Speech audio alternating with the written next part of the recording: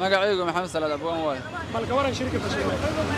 shirka fashilma waa la rabaa inuu fashilmo awal badani axmedow waxay noo keeneen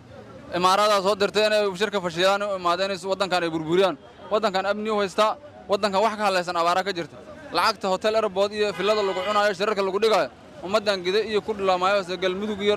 shabeellada hoose ku leehaysa biyaha looga dada saddex qofooda biyo la'aan darteed ugu dhimata muuqaal la soo duubay gobolka gidaan arkay aniga waxaan dhiilaa shirkaas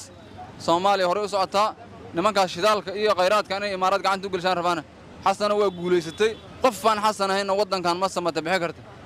waxa uu dhihi jiray qabya ninkeera dhameystira qabyaan muuqan uu sheegi jiray qoorqoor iyo xasan qabya muuqata u taal meelna uma socdaan dadka ay ku soo jeeday riyohana waxaan leeyahay diiwaanka islaamka la idin galisho axmedow iska baxaa leeyahay axmedow mid walba wada hadal loo imaaday dagaal looma imaan wada hadalkina hadii qodobo xasaasiyo doorasho qof iyo cod waddanka abaaraan wax laga qabta awoodda federaalka in maamul goboleed la geeyo hadii diidan meesha ay ku qabaan iska baxaa leeyahay waan iska baxay axmed waa nin Itoobiya nin u shaqeeyo Kenya imaarad waa la yaqaana